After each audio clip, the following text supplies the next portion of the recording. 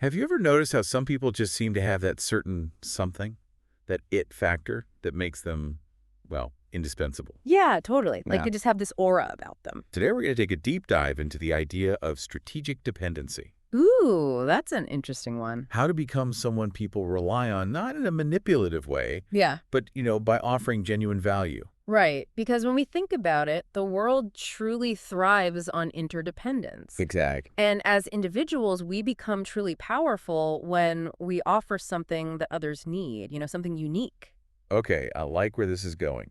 So, our source material is The 48 Laws of Power by Robert Greene, and we're focusing on Law 11, Okay. which is learn to keep people dependent on you.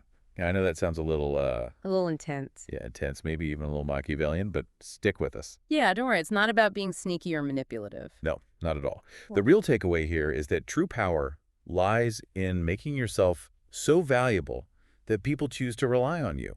Right. Become the solution to a specific problem. So it's less about control and more about being that go-to person that everybody turns to for solutions. Absolutely. The source material actually talks about Otto von Bismarck as a great example of this. Yeah. He was the mastermind behind the unification of Germany in the 19th century, and he managed to make himself indispensable to both his allies and his rivals. Talk about playing the long game, huh? Right. I mean, Bismarck was a master strategist. Totally. He knew how to position himself as like the linchpin.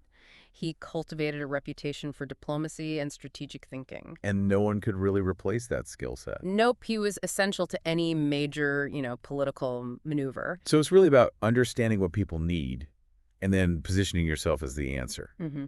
Now, the source also mentions the Medici family. Oh, yeah, during the Renaissance. Yes, they were famous as patrons of the arts, but they were also incredibly strategic in using their patronage to build dependency. They really were. The Medici, I mean, they didn't just fund artists.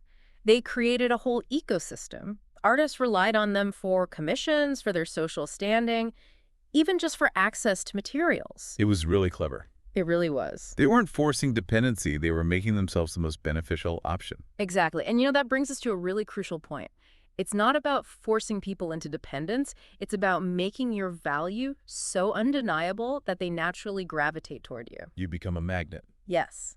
And the more specialized your contribution, the harder you are to replace. Right. So then how do we strike that balance? Because we don't want to come across as manipulative or controlling. Well, it's all about being subtle. The book actually emphasizes the importance of making people feel like they're choosing to stay connected because they benefit from the relationship. Now, this is where things get really interesting, because the source brings up a modern example. Steve Jobs. Oh, interesting. His return to Apple wasn't just about his, visionary ideas, but it was about how he built a culture of dependency. Oh, I see what you mean. He was a master at weaving his vision and personality into the very fabric of Apple. And he connected with his team, Like- on this deep level. Right. And he just understood customer needs in such a profound way. He was constantly pushing those boundaries. Yeah. And even in his absence, Apple struggled to recapture that same magic. It's like he created a vacuum that only he could fill. Right. So what can we learn from this? It's not enough to just be good at something. You need to become the go-to person. Be expert. Yes. You need to cultivate what the source calls irreplaceability. So constantly honing our skills, Mm-hmm. becoming that expert, the problem solver everyone needs. Exactly. What's that one thing you do that nobody else can replicate? Maybe it's a technical skill or, a unique network that you've built. Maybe it's just a deep understanding of a particular market. Right. Find that thing and amplify it, Make your value undeniable. And building this kind of irreplaceability, it doesn't always have to be about these big, grand gestures. No. It can really be about those small, consistent actions that, just demonstrate your value over time. So you're saying it's not necessarily about, heading up this huge project or single-handedly saving the company? No, not at all. Not- Sometimes it's about being the person who always, follows through, Uh-huh. or who remembers people's birthdays, Mhm. or consistently offers a helping hand. Right. It's those small things that, can really have a huge impact over time. I like that. So you're kind of weaving yourself into the fabric of the team or, the project or even someone's day-to-day. Exactly. And it's that consistency, that reliability that makes you a valuable asset. Think of it this way. You're demonstrating that you're not just there for the big wins. You're in it for the long haul. Yeah, yeah. You're supporting the people around you. Exactly. So I'm starting to see how powerful these subtle actions can be. But then what about competition? I mean, let's face it, in the workplace, in Mhm. our personal lives, like we're often surrounded by people who are, striving to get ahead. Right. How do we navigate that while we're trying to build this kind of strategic dependency? That's a great question. And competition, yeah, it's definitely inevitable, but it doesn't have to be cutthroat. Okay. Here's a thought-provoking idea that the book brings up. Sometimes the best way to win is to actually make yourself indispensable even to your competitors. Wait, hold on. Help your competition. Like, how does that even make sense? Well, think about it. If you become the one person who possesses the knowledge or the skills or the connections that your competitors need to succeed, they'll have no choice but to turn to you. Right. They might not like it, but you become like a necessary resource. So it's almost like you're turning your competition into collaborators by offering something so valuable that they just, like, can't afford to ignore you. Exactly. Hmm. It's about flipping the script on traditional competition. And there's another bonus to this approach. What's that? When you're pushing yourself to be helpful, even to those you might view as rivals, you elevate your own game. Oh, I see. You're constantly learning and growing. This is brilliant. But how do we make sure that we're not becoming too reliant on the people that we're trying to, make dependent on us? Ah, that's the crucial point, right? Yeah. It's like walking a tightrope. You have to be constantly aware of the power dynamics. Right. If you're consistently the one making sacrifices, giving more than you're receiving, then it's time to kind of step back and reevaluate.